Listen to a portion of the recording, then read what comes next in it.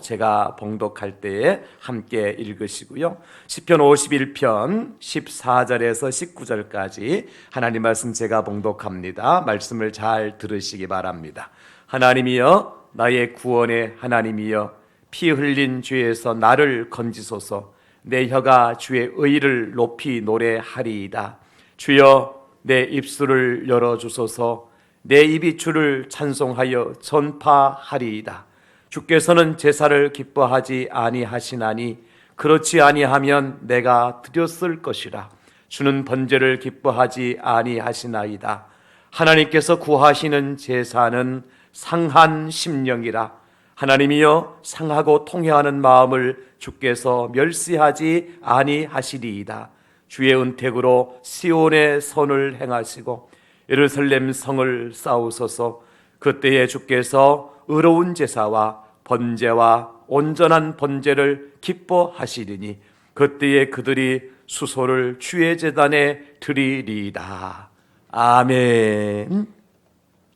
오늘 본문 말씀을 중심으로 해서 상한 심령의 예배를 받으십니다, 이런 제목으로 함께 말씀의 은혜를 나누려고 합니다. 제목을 보시고 여러분 혹시 오해가 없기를 바랍니다. 가뜩이나 신종 코로나 바이러스에다가 불경기에다가 국내외적으로 복잡한 상황 속에서 모든 사람들이 신경이 날카롭게 곤두세워져 있는 상황 속에서 속상한 일이 많은데 오늘 설교 제목이 상한 심령의 예배를 받으신다고 하니까 무슨 일이냐고 오해할 수도 있습니다. 그러나 여러분, 오늘 본문에서 다윗이 말씀하고 있는 이 상한 심령이라고 하는 것은 세상의 일 때문에 속이 타고 속이 썩어 들어가는 그런 상한 심령을 말하는 것이 아닙니다. 예배자가 하나님 앞에 섰는데 내가 하나님 앞에 향기로운 예배로 또 온전한 예배로 순종의 예배를 통해서 예배자로서의 성공적인 삶을 살아야 되는데 그렇지 못한 것 때문에 마음 아파하고 속상해하고 하나님 앞에 미안하고 죄송스러운 마음을 가지고 나가는 것을 다윗은 상한 심령이라 그렇게 표현하고 있기 때문에 그렇습니다. 저와 여러분들이 마땅히 해야 할 일들을 하지 못하고 어떤 결과를 기다릴 때 참 속상하죠. 마음이 편하지 않죠.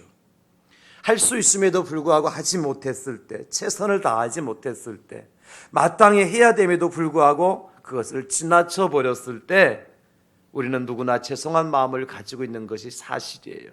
예를 들자면 우리는 부모님에게 자식들이 효도하는 것은 마땅히 해야 될 일입니다. 부모가 잘났건 못났건, 부모가 나에게 잘해 주었건 그렇지 못했든 자식은 마땅히 부모님에게 효도를 다 해야 되는 것입니다. 이것이 도리라 그렇게 말하잖아요. 그럼에도 불구하고 우리는 부모님에게 효를 다하지 못하고 뭔가 하려고 마음만 먹고 있는데 그 부모님께서 우리의 곁을 떠나셨다, 세상을 떠나셨다 할 때 얼마나 속상합니까? 얼마나 마음이 아픕니까? 그래서 세상을 떠나신 부모의 관 앞에서 울고불고 난리를 치지만 사실은 그렇게 한다고 해서 내게 소용이 없다는 사실을 알면서도 불구하고 우리는 눈물을 그칠 수가 없는 것이 인생이죠. 바로 그런 것이 어쩌면 우리 마음을 속상하게 만들고 우리를 하여금 아쉽도록 만드는 일들이 아니겠습니까? 우리가 마땅히 해야 될 일을 하지 못했을 때 우리는 누굽니까, 여러분? 예배자입니다. 하나님 앞에 예배자입니다. 하나님이 기뻐 받으신 예배가 어떤 예배라고 그랬습니까? 향기로운 예배, 노아가 홍수 이후에 드렸던 향기로운 예배, 이스라엘 백성들이 미스바 광야에서 드려졌던 온전한 예배, 그리고 아브라함처럼 하나님 앞에 순종의 예배, 이런 예배를 마땅히 드려야 되는 것이 예배자잖아요. 근데 우리가 세상 살다 보니까 예배자의 삶을 살지 못하고 오히려 세상 속에 실패자가 되었을 때 우리 어떤 마음을 가질 수 있습니까? 바로 그때 상한 심령을 가지는 겁니다. 누구의 이야기예요? 오늘 다윗의 이야기죠. 여러분 잘 아는 것처럼 다윗은 어떤 사람입니까? 위대한 왕이죠. 이스라엘의 국기에 다윗의 별이 그려져 있잖아요. 이스라엘 사람들이 오고 가는 모든 왕들 중에 최고의 왕, 그들이 본받고 싶고 따라가고 싶은 왕이 누구냐? 첫 번째가 다윗입니다. 그래서 많은 사람 유대인들의 이름에 다윗의 이름을 따서 데이빗이라는 이름을 가지고 있죠. 데이빗이 바로 다윗이거든요. 영어식으로. 그처럼 다윗은 위대한 존경받는 훌륭한 왕이었어요. 그런데 여러분 그 다윗이 실수를 하잖아요. 우리아의 아내였던 밧세바를 범하는 실수를 저질러요.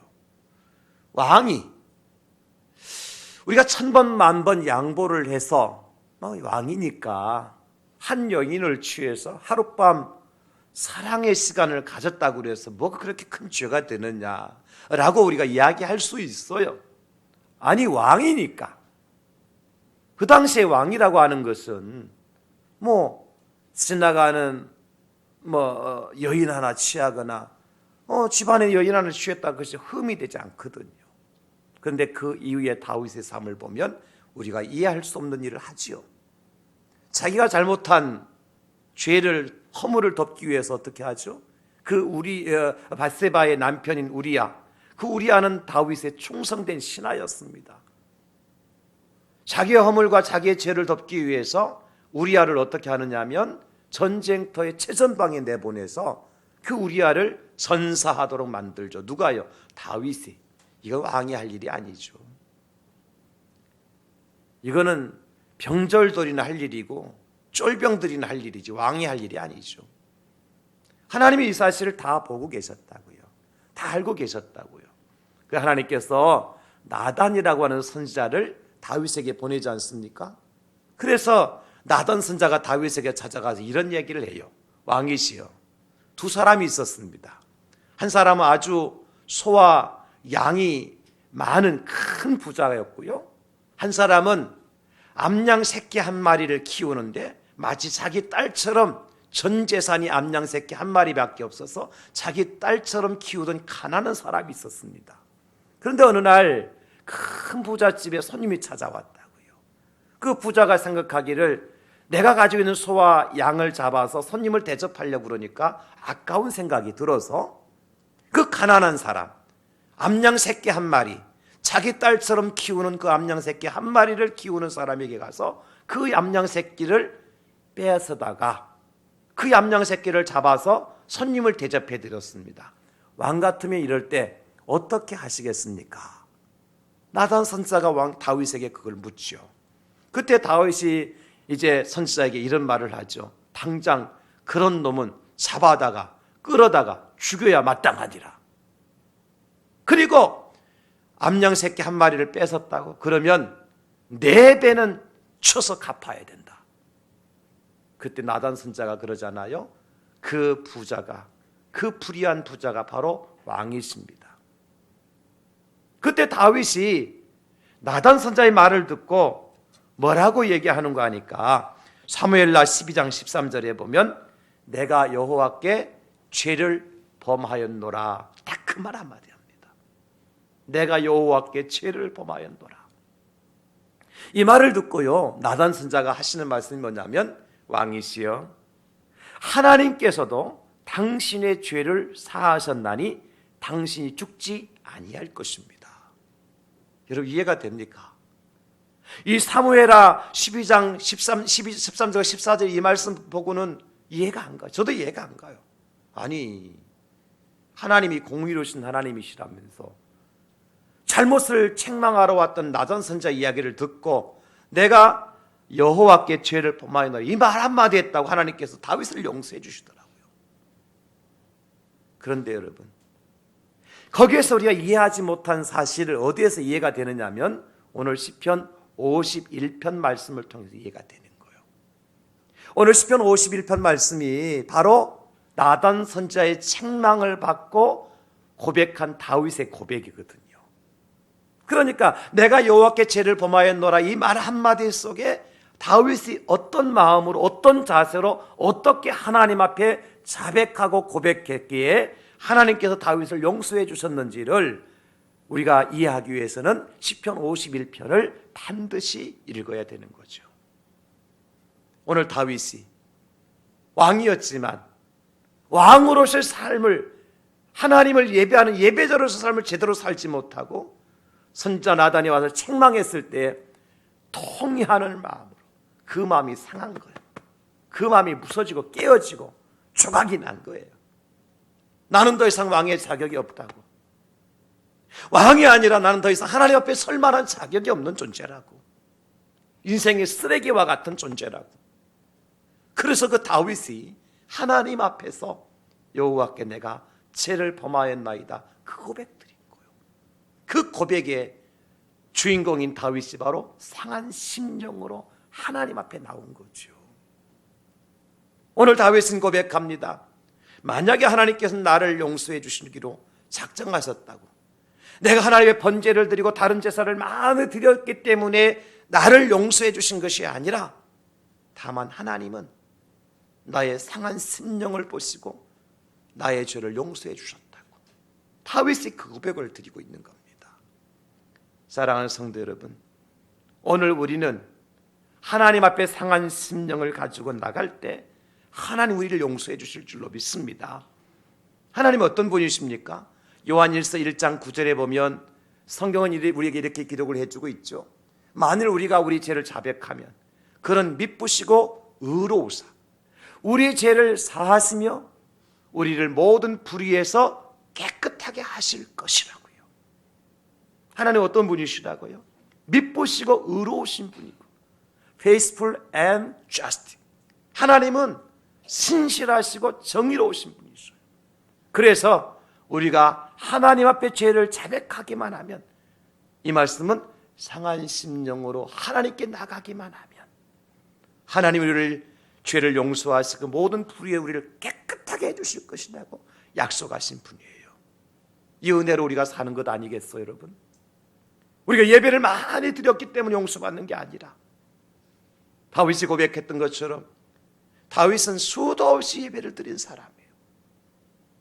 다윗은 전쟁 때 나가기 전에 제사를 드렸고 전쟁터에 돌아와서 제사를 드렸고, 다윗은 왕이기 때문에 제사를 드릴 때마다 수소를 잡아서 하나님 앞에 제사를 드리는 거죠. 다윗이 잡았다 드렸던 수소의 숫자를 셀 수 없을 거예요.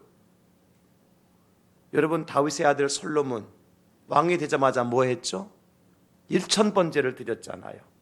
1000번제라고 하는 것은 1000마리의 수소를 잡아서 하나님 앞에 제사 드린 거예요. 제사 드릴 때마다 한 마리씩 잡았든지 아니면 한 번에 1000마리를 잡아드렸든지, 그것을 신학자마다 해석하는 게 다르니까 공통점은 뭐예요? 1000마리의 수소를 잡아서 하나님께 드렸다는 거예요. 소를 1000마리 잡아서 제사 드린다고 생각해 보세요. 그 소에서 흘리는 피가 온 세상을 덮었을 것이고 1000마리의 소가 희생이 되어져서 하나님 앞에 올려졌을 때 하나님은 솔로몬의 소원을 말씀하라 하시고 소원 들어주시잖아요. 근데 여러분, 솔로몬 1000번제를 드렸는데 아무것도 보지 않은 상태에서 자기가 생각해서 갑자기 1000번제를 드렸다고 생각하세요? 저는 그렇게 보지 않아요. 솔로몬이 보고 잘한 게 뭘까요? 아버지가 수소를 잡아서 하나님 앞에 제사를 드리는 것을 보고 잘한 거예요. 그리고 하나님께서 그 아버지와 그 제사를 받으시고 함께한 것을 솔로몬은 늘 보고 배운 거예요. 몸에 배어 있는 거예요. 그러니까 그래서 왕이 되자마자 아버지가 했던 것처럼 솔로몬은 1000번제를 하나님 앞에 올려드린 겁니다.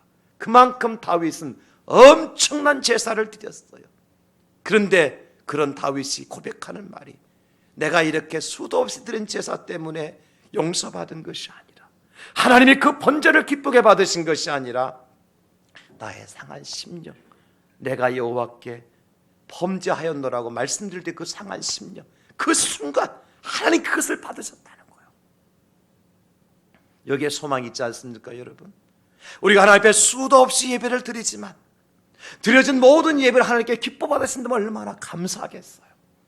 그러나 한 번이라도, 단 한 번이라도 우리가 하나님 앞에 상한 심령으로 예배를 드릴 때 하나님께서 그 예배를 기쁘게 받으시고 다윗을 용서하시고 다윗을 이스라엘 위대한 왕으로 사용하셨던 그 하나님께서 우리를 용서하시고 우리 하나님 나라와 영광을 위해서 귀하게 쓰신다는 사실을 믿으시고 오늘도 상한 심령으로 예배하는 저와 여러분 될 수 있기를 예수님의 이름으로 축복합니다.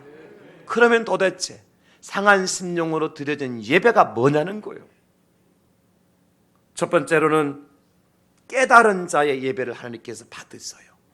상한 심령으로 드리는 예배는 깨달은 자의 예배예요. 깨달음으로 드려지는 예배예요. 깨닫고 드려지는 예배예요. 무엇을 깨달았어요? 다윗이 내가 죄인입니다. 이거 깨달았어요. 내가 죄인입니다. 내가 왕입니다가 아니라 내가 죄인입니다. 내가 잘난 사람이 아니라 내가 죄인입니다. 내가 싸움에 능한 사람이 아니라 내가 죄인입니다. 내가 골리앗과 싸워서 이긴 사람이 아니라 내가 죄인입니다. 다윗은 철저하게 그거 깨달았어요. 그래서 하나님 앞에 무릎 꿇고 통회하는 마음으로 회개할 수밖에 없었죠. 여러분, 이것이 첫 번째입니다. 저와 여러분들이 상한 심령으로 하나님 앞에 예배를 드린다. 뭘 깨달아야 됩니까? 내가 죄인입니다. 내가 하나님을 아버지라 부를 수 없는 죄인 중에 괴수입니다. 내가 죄인입니다. 이것을 다윗이 깨닫고 하나님 앞에 예배를 드린 겁니다. 오늘 다윗의 고백을 보실까요, 여러분? 1절부터 5절까지 보면 다윗이 뭐라고 고백합니까? 하나님이여 주의 인자를 따라 내게 은혜를 베푸시며 주의 많은 긍휼을 따라 내 죄악을 지워주소서. 나의 죄악을 맑게 씻기시며 나의 죄를 깨끗이 제하소서. 물은 나른 내 죄가를 아오니 내 죄가 항상 내 앞에 있나이다. 내가 주께만 범죄하여 주의 목전에 악을 행하여 싸우니 주께서 말씀하실 때 의로우시다 하고 주께서 심판하실 때 순전하다 하시리다. 내가 죄악 중에서 출생하였으며 어머니가 제 중에 나를 잉태하였나이다. 9, 9절절 다 1절부터 5절까지 내가 누구라는 거예요? 죄인이라는 거예요. 심판받을 죄인이라는 겁니다. 어머니 뱃속에 출생할 때부터 나는 죄인이었다는 거예요. 여러분, 그럼 내가 죄인인 것을 아는 사람이라면, 그것을 깨달은 사람이라면 누가 앞에 나올 수 있습니까? 죄를 용서해 줄 수 있는 하나님 앞에 나오는 거예요. 두 번째 깨달은 뭐가 깨달아야 돼요? 그러면 하나님의 나의 죄를 용서해 줄 수 있는 분이라는 사실을 깨닫고 나오는 거예요. 우리 중에 의인은 한 사람도 없잖아, 그죠? 다 죄를 짓고 살아가. 그럼에도 불구하고 우리가 하나님 앞에 나올 수 있는 이유가 뭡니까? 하나님이 나의 모든 죄를 용서해 주실 수 있는 분이라고 하는, 그분은 미쁘시고 의로우셔서 나의 모든 죄를 사하시며 모든 불의에서 나를 깨끗게 해 주실 수 있는 분이라는 사실을 깨달은 자의 예배를 하나님께서 받아주시는 거예요. 내가 죄인이지만도 그럼에도 불구하고 하나님은 미쁘시고 의로우신 분이셔서 우리를 용서해 주시기 위해서 당신의 독생자이신 예수 그리스도 이 땅에 보내주셔서 그 주님께 십자가에 달려 피 흘려 죽으심으로 말미암아 나의 모든 죄가 허물과 모든 악한 것이 용서받고 받을 수 있다는 사실을 깨달은 자의 예배, 하나님 그 예배를 받으시는 겁니다. 하나님의 말씀은 우리의 영혼을 비추어 주시는 거울과도 같지요. 그래서 하나님께서 말씀하실 때에 우리가 그 말씀을 듣고 깨닫는 것이 중요합니다. 나단 선지자가 다윗에게 찾아오셔서 다윗 당신이 바로 이 나쁜 부자와 같은 사람입니다 했을 때 다윗이 깨달은 겁니다. 나단 선지자가 다윗에게 올 때 하나님께서 책망하라고 보내셨잖아요. 하나님의 말씀을 들을 때 때로는 우리를 책망하는 말씀으로 들려올 때가 있을 겁니다. 책망을 들을 때 우리는 어떻게 해야 되겠습니까? 다윗처럼 주님, 내가 여호와께 범죄하였나이다. 이게 깨닫는 자의 은혜입니다. 하나님은 다윗에게 나단이라는 선지자를 보내실 때에 그저 책망만 하려고 보낸 게 아니라는 거예요. 뭐 하도록? 그 책망의 메시지를 듣고 깨닫도록 하시기 위해서. 하나님께서 에덴 동산에 아담과 범죄한 아담과 하와에게 찾아오십니다. 아담아, 아담아, 어디 있느냐? 제가 벗고 부끄러워서 숨었나이다. 하나님께서 아담에게 찾아오셔서 아담아, 네가 왜 내가 먹지 말라는 이 선악을 알게 할 시간을 먹었느냐? 책망하실 때 그 아담과 하와를 책망만 하시려고 찾아온 게 아니시잖아요. 하나님, 제가 잘못했습니다. 제가 하나님의 명령을 어기고 죄를 지었습니다. 하나님께서 먹지 말라 하신 선악과를 내가 따먹고 말았습니다. 제가 죽을 죄인입니다. 하나님, 이 고백, 이 깨달음이 있기 위해서 아담에게 찾아오신 거잖아요. 그 아담은 그것을 깨달음이 없었어요. 그러니까 하나님 주신 이 여자가 내게 주어서 먹게 했습니다. 하와는 이 뱀이 내게 나를 꼬여서 내가 먹었습니다. 서로 깨달음이 없이 죄를 전가하고 책임을 전가하잖아요. 설교를 들을 때도 마찬가지로 때로는 여러분들에게 강단을 통해서 하나님께서 주의 종을 통해서 깨닫게 하도록 하기 위해서 강력한 메시지를 주실 때도 있어요. 똑같은 메시지를 들어도 어떤 사람은 깨닫고 회개하고 자복하고 하나님의 은혜 속에 푹 젖어드는 사람이 있는가 하면 어떤 사람은 깨닫지 못하여 그것이 유혹이 되고 시험거리가 되는 사람이 있어요. 제가 강단에서 말씀을 선포할 때마다 안타까울 때가 언제냐면요, 말씀을 제가 선포하면 말씀을 듣는 성도들이 그 말씀을 다 마음에 새기고 아멘 하고 회개의 눈물도 기쁨의 찬송도 올리게 되는, 너무너무 말씀을 전하는 제가 마음이 기쁘고 감사해요. 그런데 말씀을 전하는데 마치 바위에서 물이 톡 떨어지듯이 그런 현상을 볼 때가 있어요. 이런 바위에 물방울이 툭 떨어지면 어떻게 해야 돼요? 바위 속으로 들어가죠. 툭 하고 튀어나옵니다. 말씀을 전했는데 그 말씀을 툭툭 튀어보내요. 그럴 때 말씀을 전하는 자가 얼마나 힘들지 알 수 없어요. 하나님 말씀 우리가 들을 때에 그 말씀 내 마음에 거울이 되어서 어떻게 들어야 돼요? 나로 하여금 깨닫도록 주시는 하나님의 말씀이고 하나님의 음성이다. 어떤 말씀도요, 우리를 책망하시든 노하시든 우리를 넘어뜨리려고 무너뜨리려고 하나님 주시는 말씀은 한 말씀도 없습니다. 다 왜 주시는 말씀이에요? 깨닫고 은혜 가운데로 돌아오도록 하시고 하나님 말씀이에요. 네가 죽을 죄인이다 하시는 말씀조차도 하나님, 제가 죽을 죄인입니다. 그 말씀을 듣고 깨닫는 자가 복된 자예요. 그래서 사도 바울은 고린도 교회 성도들에게 이렇게 말씀하시죠. 고린도전서 14장 19절에 그러나 교회에서 네가 남을 가르치기 위해서 깨달은 마음으로 5마디 말을 하는 것이 1만마디 방언으로 말하는 것보다 낫다. 할렐루야. 말이 적고 많고가 문제가 아니고 네가 가르치는 자의 위치에 있느냐, 교사냐, 목사냐, 네가 교회에서 중직을 맡았느냐, 중요한 것은 하나님의 말씀을 듣고 깨닫는 게 중요하다. 예수님의 말씀을 듣고도 깨닫지 못했던 사도 베드로, 예수님을 3번씩이나 부인합니다. 네가 닭 울기 전에 나를 3번 부인하리라 말씀하셨는데 그 말씀을 듣고 깨닫지 못했던 베드로, 닭이 올 때까지 3번이나 부인해요. 이게 베드로의 모습이었어요. 그러나 부활하신 예수님께 베드로에게 찾아오셔서 베드로야, 네가 나를 더 사랑하느냐 말씀하실 때 성령이 베드로에게 임하게 되어지고 베드로가 눈물을 흘리면서 고백하잖아요. 주님, 내가 주를 사랑하는 줄 주님께서 아시지 않습니까? 그 고백 이후에 베드로는 어떻게 변화됩니까? 매를 맞고 감옥에 갇히고 십자가에 거꾸로 매달려 죽는 그 순간까지 베드로는 한순간도 예수님을 부인하지 않습니다. 내가 그 예수님을 위해서 죽는 것이 마땅하다고 생각하고 매도 맞고 감옥에 갇히기도 하고 십자가에 거꾸로 매달린 상태에서 베드로는 순교를 당합니다. 여러분, 이것이 깨달은 자의 모습 아닙니까? 하나님 이 시대에 왜 우리에게 질병과 재앙과 전염병을 주십니까?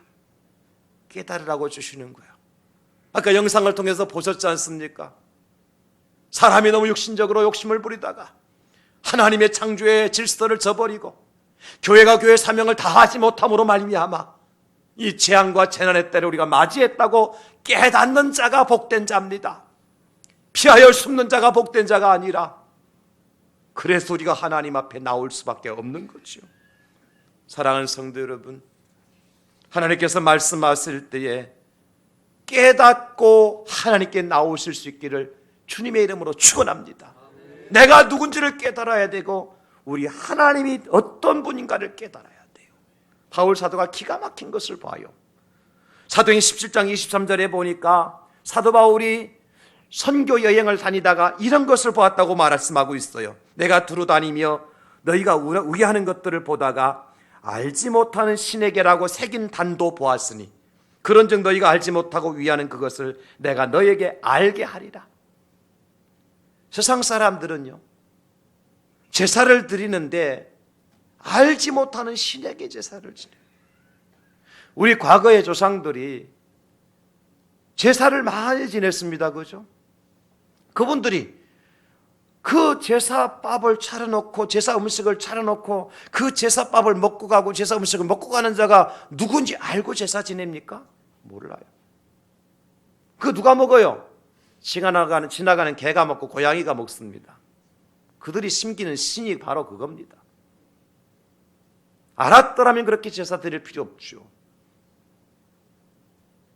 알지 못하는 신에게. 그래서 바울 사도는 내가 그것을 너에게 알게 하려고 이 복음을 전한다. 깨닫게 하려고 복음을 전한다. 깨닫게 하려고. 하나님이 누군지 깨닫고 여러분 예배드리세요. 이 자리에 여러분 아버지라고 부르신 그 하나님이 어떤 분인지를 깨닫고 예배드리세요. 내가 하나님에 나와서 모든 죄를 토설할 때에, 회개할 때에 하나님이 어떻게 하신다는 사실을 알고 회개하시고 예배드리세요. 하나님이 누굽니까? 사랑이십니다. 우리 죄를 용서하실 사랑의 하나님이 있습니다. 그러나 죄에 대해서는 철저하게 심판하시는 공의로우신 하나님이십니다. 나를 알고 하나님을 알고 깨닫고 드려지는 예배, 하나님께서 기뻐 받으신다. 두 번째, 상한 심령의 예배가 어떤 예배냐? 회개한 자의 예배입니다. 하나님이 회개한 자의 예배를 받으십니다. 회개가 뭐냐? 돌이키는 거예요. 본연의 자리로 돌아오는 것이 회개입니다. 여러분, 하나님 제가 잘못했습니다라고 하는 것이 회개가 아니라 그것은 뉘우침에 불과한 거고, 여러분 뉘우침과 깨달음과 회개는 다릅니다. 뉘우치고 깨달았으면 어떻게 돼요? 다시 원위치로 돌아와야죠. 은혜의 자리로 다시 돌아와야죠. 그래서 오늘 다윗은 깨닫고 회개했을 때 어떤 사람으로 변화되는 거 하니까 14절에 보니까 하나님이여 나의 구원의 하나님이여 피 흘린 죄에서 나를 건지소서. 내 혀가 주의 의를 높이 노래하리이다. 깨달은 자는요, 죄를 짓는 자리에 머물러 있는 것이 아니라 다시 의의 자리로 돌아와서 의의 하나님을 찬송하는 거예요. 이 예배를 하나님께서 받으신다니까요. 15절에도 주여 내 입술을 열어주소서. 내 입이 주를 찬송하여 전파하리이다.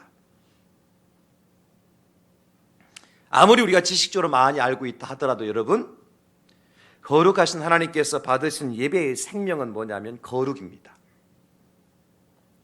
내가 잘못했습니다, 용서해 주세요, 아무리 10번 1000번 고백해도 내가 거룩의 자리로 돌아오지 않는 예배는 하나님 받으시지 않습니다. 입술만 가지고 하나님 받으신 게 아니거든요. 그래서 여러분 시편 34편 18절에 보면 이렇게 기록을 해주고 있다고요. 여호와는 마음이 상한 자를 가까이 하시고 충심으로 통회하는 자를 구원하시는도다. 여기 앞에 마음이 상한 자, 이건 깨닫는 자죠. 뒤에 충심으로 통회하는 자는 회개한 자입니다. 하나님은 깨달은 자뿐만 아니라 충심으로, 충자가 가운데 중자다 마음 심자가 들어간 거는 충자잖아요. 마음 깊은 곳에서 나의 모든 죄를 다 토설해 내놓고 대신 그 안에 뭘 채워야 돼요? 하나님의 의를 채우는 겁니다. 이게 충심이에요. 이게 예배자예요. 그래서 요엘 선자는 요엘 2장 13절에 말씀하시기를 너희는 옷을 찢지 말고 마음을 찢고 너희 하나님 여호와께로 돌아올지라 그러셨어요. 너희 하나님 여호와께로 돌아와라. 그는 은혜로우시며 자비로우시며 노하기를 더디하시며 인애가 크시사 뜻을 돌이켜 재앙을 내리지 아니하시나니 요엘 선자 그렇게 말씀해 주셨어요. 여러분 이스라엘 백성들이 절기 때마다 예배를 드리거든요. 6월절 절기를 지키기 위해서 예배를 드리기 전에 하는 일이 있어요. 무엇을 하느냐면 바로 집안 구석구석을 찾아다니면서 누룩을 다 찾아내가지고 그 누룩을 다 없애버려요. 뭘 없앤다고요? 누룩. 그 누룩은 무엇을 상징하느냐면 죄를 상징하거든.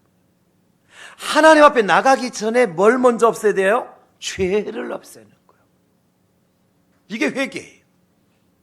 그리고 성소에 들어갈 때도 제단에 올라갈 때도 손과 발을 씻고 제사장들은 특별히 의복으로 갈아입고 대제사장들은 지성소에 들어가기 전에 더 특별히 자기를 정결케 하는 예식을 먼저 시행하고 성소에 들어가는 거예요. 그렇게 안 하면 어떻게 되죠? 죽습니다. 왜? 예배의 생명은 거룩이기 때문에. 회개하지 아니하면, 여러분, 회개하지 아니하면 하나님의 성소를 더럽히는 자가 돼요. 하나님의 성소, 예배당이 더러워지는 것이 코로나 바이러스 균에 의해서 더러워진 게 아니라니까요. 회개하지 아니한 성도들에 의해서 더럽혀지는 거예요. 다시 한번요. 너무 귀한 말씀입니다. 하나님의 성전인 교회가 성소가 더럽게 되어지는 것은 코로나 바이러스가 들어와서 더럽게 되어지는 것이 아니고 회개하지 아니한 성도들에 의해서 교회가 성소가 성전이 더럽혀진다. 목사님 그 말이 어디 있습니까? 에스겔서에 보면 에스겔 말씀에 보면 5장 12절에 이렇게 기록해 놓고 있어요. 네가 모든 미운 물건과 모든 가증한 일로 내 성소를 더럽혔은즉 나도 너를 아끼지 아니하며 긍휼을 베풀지 아니하고 미약하게 하리니. 모든 미운 물건, 가증한 일, 이스라엘 백성들이, 유대인들이, 제사장들이 그거 그대로 가지고 성소에 들어온 거죠. 그 하나님은 뭐라고 말씀하셔서 성소를 더럽게 한 것이다. 세상에 더러운 거 밟고 구두에 밟혀 들어서 교회당을 더럽히는 게 아니라 회개하지 아니하고 예배자로 나와 엎드린 자가 하나님의 성전 교회를 더럽힌 자다. 그래서 우리에게 필요한 게 뭐죠? 회개가 필요한 겁니다. 여러분 이 시대에 교회가 세상 사람들의 표적이 되고 말았습니다. 뉴스 시간마다 아니 분초마다 교회가 무슨 교회 무슨 뭐 대구에 있는 대구교회 말고도 맨 처음에 소림 명륜교부터 시작을 해가지고 지금 계속해서 교회가 뉴스에 떠오르고 있죠. 하나님 왜 교회를 공공 전파를 통해서 자꾸 말하게 하실까요? 하나입니다. 제가 볼 때는 초점 하나예요. 교회가 회개하라는 겁니다. 이 어려운 시국을 해결할 수 있는 키는 뭐냐? 오직 하나의 키예요. 그 키는 회개의 키입니다. 그럼 우리가 지금 이 시대에 들어야 될 음성이 뭐냐? 세례 요한이 외쳤던 회개하라 천국이 가까이 왔느니라. 우리 예수님께 이 땅에 오셔서 가장 먼저 입을 열어서 외쳤던 말씀이신 회개하라 천국이 너희 가운데 있느니라. 지금 우리가 들어야 될 메시지는 바로 이 메시지인 것입니다. 회개하라 천국이 가까웠느니라. 목사가 회개를 해야 되고 교회가 회개를 해야 하나님의 재앙과 전염병과 질병과 전쟁과 기근 가운데 세상이 구원을 받을 수 있다고 하는 사실이에요. 아무리 소독약을 갖다 방역을 해도 안 됩니다, 여러분. 아무리 사람들의 출입을 막는다고 해결될 문제가 아닙니다. 중국에서 넘어오는 비행기도 막아야 되겠지만 그것 가지고는 안 됩니다. 이제는 늦었습니다.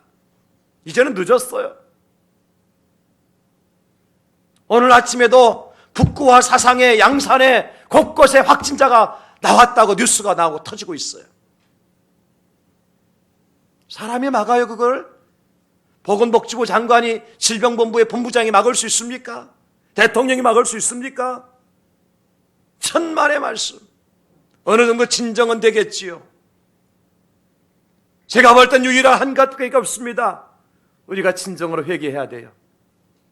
내가 하나님 앞에 진정한 예배자가 되지 못하였음을 회개해야 되고, 내가 하나님께로부터 받은 사명을 감당하지 못하였음을 해서 회개해야 되고, 교회가 만물의 영장이신 하나님을, 만물의 주인 되신 하나님을 모시지 못하고 세상의 것을 교회로 가증한 것, 미운 것을 교회로 가지고 왔음을 회개해야 되고, 교회가 말씀 중심이 되지 못하고 세상 중심이 된 것을 회개해야 되고, 교회가 신본주의 하나님 중심이 되지 못하고 민주주의 세상주의가 교회 안에 들어온 것을 회개해야 되고, 교회가 거룩하지 못하고 청결하지 못하고 교회가 솔직하지 못하고 교회가 성결하지 못하고 교회가 절제하지 못하고 세상보다 더 교회가 더러워지고 악해져 가고 있고, 그런 모습 때문에 오늘 우리는 회개해야 됩니다.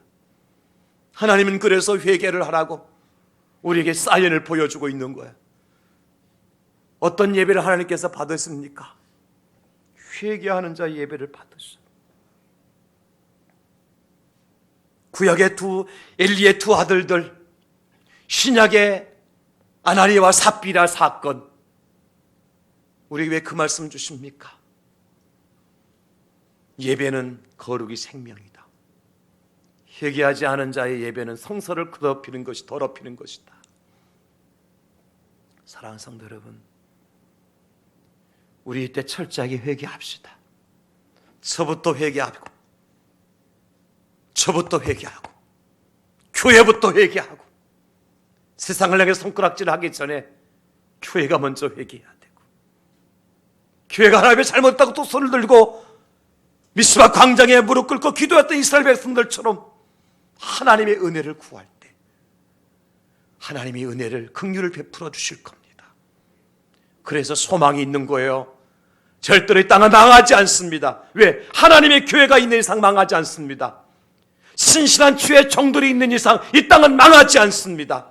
하나님이 보호하사 우리나라 만세를 부르게 하실 겁니다. 소망 가지고 회개합시다.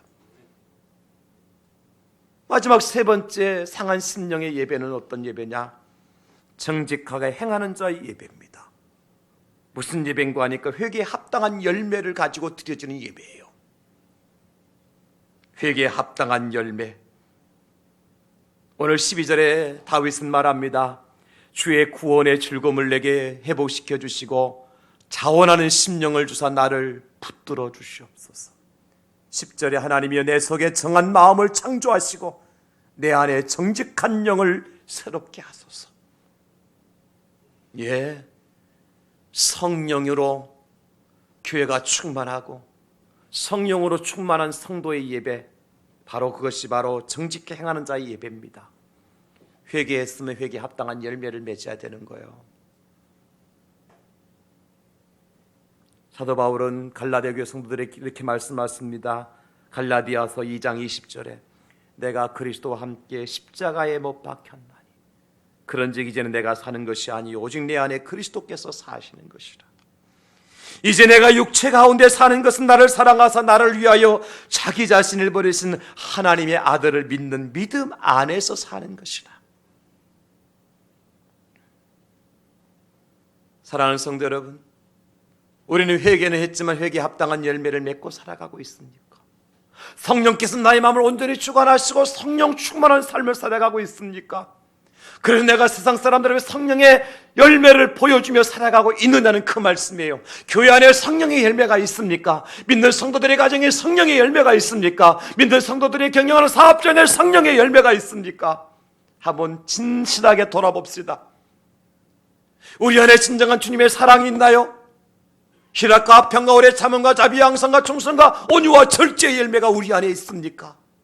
우리 교회 안에 진정한 하나님의 사랑이 있습니까? 기쁨과 오래 참음과 용서와 자비와 관용과 온유함이 교회 안에 있습니까?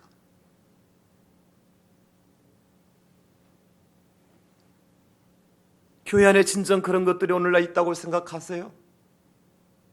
예수 믿는 저와 여러분들 안에 그와 성령의 진정한 열매가 맺고 살아가고 있다고 생각들 하십니까? 자신 있게 그렇게 말할 수 있습니까? 우리에게 진정한 사랑이 있나요? 예수님의 사랑이 있나요?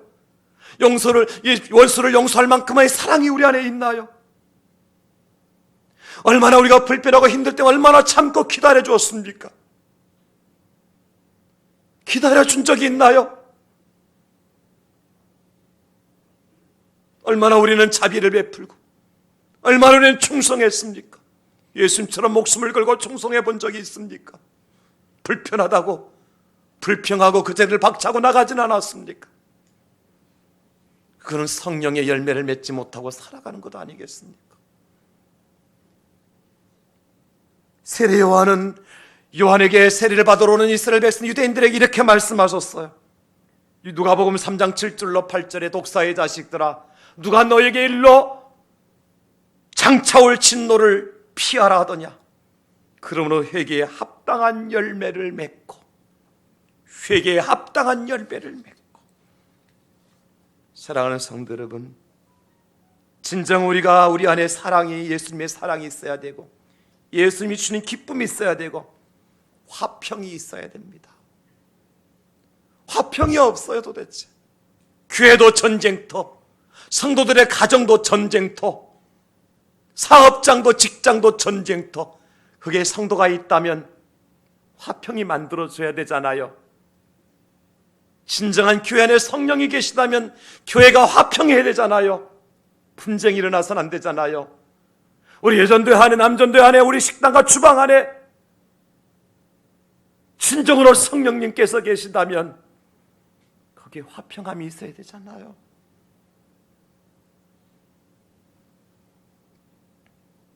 오래 참고 자비와 양선과 충성과 온유와 절제가 있어야 되잖아요. 우리는 그런 열매 없이 주 앞에 나와서 예배 드린다. 하나님, 그 예배를 기뻐 받으시겠습니까? 저는 분명히 말씀드립니다. 지금이 분명 우리 그리스도인들이 본연의 색깔을 드러낼 때다.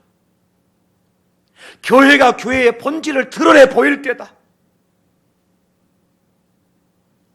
정부에서, 세상에서 법적으로 어떤 제재를 가한다 할지라도 우리가 그것을 따라간다고 되는 것이 아니라, 지킬 것은 지키고 따라갈 것은 따라가야 되겠지만, 교회의 색깔, 성도의 색깔, 그게 뭡니까? 고집 부리는 게 아니에요. 성령의 열매를 맺고 살아가는 겁니다. 회개의 열매를 맺고 살아가는 거예요. 그 모습을 우리가 보여줄 때가 지금 온 거예요. 정말 우리가 힘을 합해서, 우리 교회 모든 성도들이 힘을 합쳐서 이 역경을 이겨낼 수 있는 비결이 뭐냐? 상한 심령으로 하나님 앞에 예배드리는 겁니다. 그 상한 심령으로 예배드리는 것이 뭐라 그랬습니까? 내가 철저하게 죄인임을 깨닫고 나의 모든 죄와 허물을 용서해 줄 분 하나님 한 분임을 깨닫고, 깨닫는 자의 예배. 그리고 돌이켜야 돼요. 반복적으로 죄를 지침하고 원자리로 돌아와야 돼요. 목사는 목사의 자리로 돌아와야 되고, 중직자는 중직자의 자리로 돌아와야 돼요. 성도는 성도의 자리로 돌아와야 돼요. 아버지는 아버지의 자리로, 어머니는 어머니의 자리로, 남편은 남편의 자리로 돌아오고, 아내는 아내의 자리로 돌아와야 되고, 자식은 자식의 자리로 돌아와야 되고, 교사는 교사의 자리로 돌아와야 되고, 학생은 학생의 자리로 돌아와야 되는 거예요. 이 회개가 없이는 합당한 열매가 맺혀질 수 없어요. 우리 얼마나 많이 떠나가 있습니까? 멀리 떨어져 있습니까? 그리고 정직한 자의 예배, 회개에 합당한 열매를 맺는 자의 예배를 하는 기쁘게 받으신다 그러셨어요. 말씀 마무리합니다, 여러분. 요한복음 4장 23절 24절에 보면 아버지께 참되게 예배하는 자들은 영과 치기로 예배할 때가 오나니 곧 이때라, 곧 이때라. 이때가 언제입니까? 2020년 바로 이때입니다. 아버지께서는 자기에게 이렇게 예배하는 자들을 찾으시느니라. 어떻게? 영과 진리로 상한 심령으로 예배하는 자들을 찾으시느니라. 하나님은 영이시니 예배하는 자가 영과 진리로 예배할지니라. 상한 심령으로 예배할지니라. 깨달음으로 예배할지니라. 회개함으로 예배할지니라. 정직한 영으로 회개의 영으로 회개의 성령의 열매를 맺고 예배할지니라. 하나님이 찾으시는 그 바로 한 사람의 예배자, 바로 저와 여러분들이 다 될 수 있기를 우리 구주 예수님의 이름으로 축원합니다. 축복합니다. 이 시간 우리 한번 결단하며 기도합시다.